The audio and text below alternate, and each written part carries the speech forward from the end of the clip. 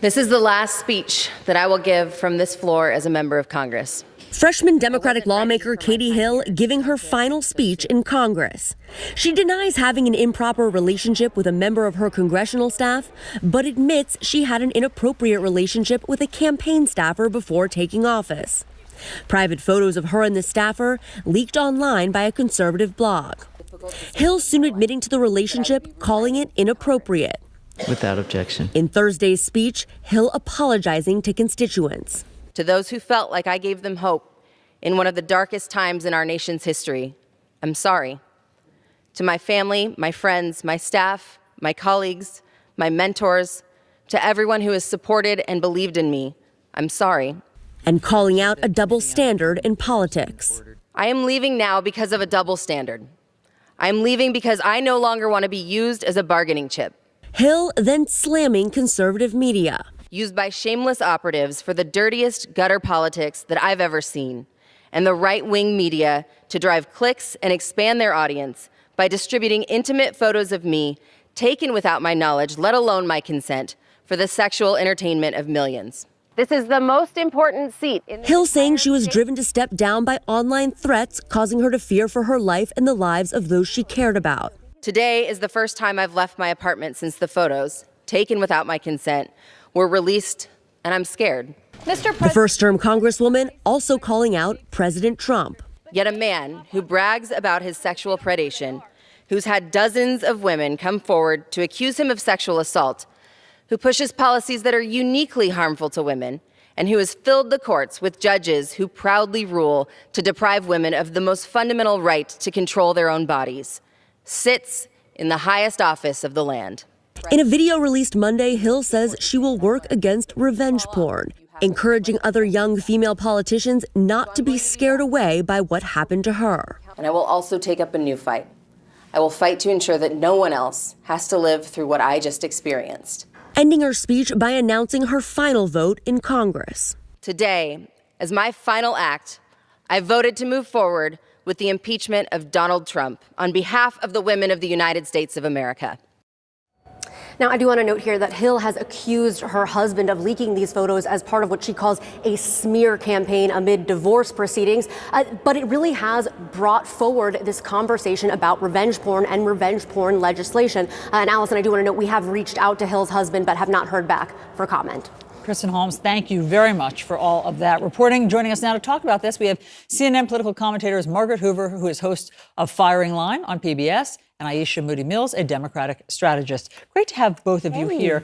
So, Margaret, when she says there's a double standard, is there? I mean, in other words, if there were really compromising photos of a male lawmaker, I don't know, like maybe Anthony Weiner. And it ruined his career. Or I don't know. Ruined his career. Look, men have been having sexual exploitations and missteps since the fall of the Roman Empire and surviving politically. But there weren't photos. I think is that photos the make line? Photos may make a difference. Here's what I don't understand about her choices. Certainly she was a victim of revenge porn. Certainly she made bad choices by having this digital footprint out there available.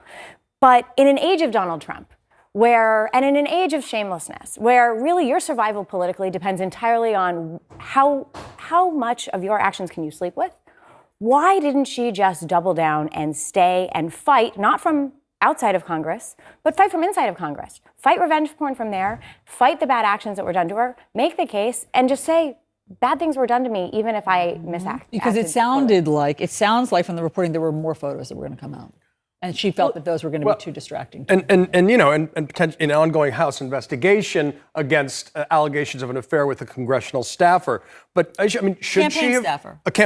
There were both, allegations and she's only admitted to one. The campaign staffer is not contrary to any laws or House ethics. But Aisha, should she have resigned? And if she shouldn't have resigned, as Margaret's saying, why did so many Democrats not rally around her? Nancy Pelosi saying, you know, unfortunately, she seems to need to go. Yeah, so there is obviously a double standard. I'm really disappointed that she went ahead and resigned. Look, you've got Duncan Hunter sitting right there from California, who this guy has been indicted. We know that he is a crook, first of all. He is also being investigated for spending taxpayer dollars on all of his affairs, at least 5 of them that we know of with congressional aides. And this guy is refusing to step down. So there is a major double standard here. And I'm sorry that she stepped down. She shouldn't have. But I think, too, getting to the heart of what's going on with the Democrats, at the end of the day, she didn't want to be a distraction. And you can kind of appreciate the fact that this woman now, I believe the last number I saw, there might have been something like hundreds, like 700 photos out there that could have come up. Some Republican operative bragged about having all these pictures of her.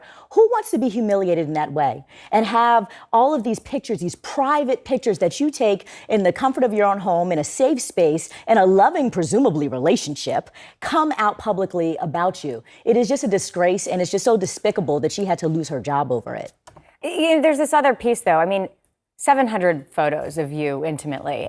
Matt Gaetz, a Republican representative from Florida, had said that, you know, in the millennial age, this is a generational difference, right? The baby boomers and the Gen X hasn't had to think about it, do this. The one thing I would say, besides the fact that this sounds like Matt Gaetz laying a future defense for himself. Let me just read it. Exactly Hold on, let what me I just thought. read it so that everybody understands. This is what Matt Gaetz, who is, of course, not on the same side politically with the Democrats, he says, we cannot adopt an ethic that some bad thing or embarrassing thing that you've done released through the inflamed passions of an ex somehow impairs your public service or fitness as a candidate. That is awfully magnanimous. That is woke Matt Gaetz. It's like slightly out of character in terms of who he normally leaps to defend. But if you're a millennial and you have grown up with your life truly as a digital native, you have everything you've done in your life has been documented online. You've been taught from job applications to college applications to everything you've done. You've been aware that this is a risk.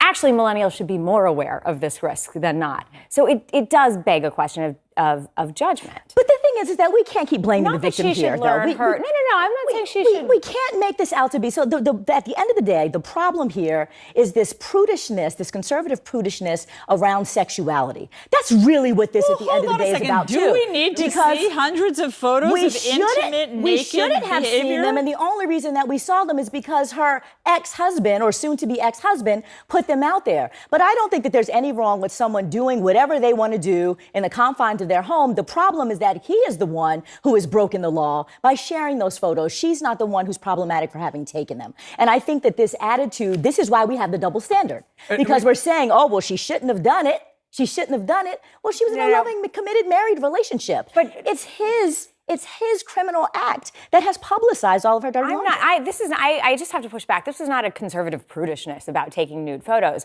It's an awareness that as a millennial, you have a risk, and you know this, and you've known it since you've been engaging in the internet and since you've been alive, because you're a digital native. That if you have naked photos out there, that is a risk, and one has to know that. Right? And then use that to defend, to fight for this revenge porn, fight against revenge porn, do whatever you're going to do to fight against it. The fact don't that let yourself be a about victim Duncan about it. Hunter right now and if there were calling photos, on him if there to were resign tons of photos of really him makes me sad. Naked, like, maybe we would. It's got to go. Maybe that is the difference. I don't know. No, I think photos do change the awareness of it, but not the underlying facts. Yeah, and there is an important point about double standards to Yes. be made. Thank you guys both very much, Thank you Margaret. both very much.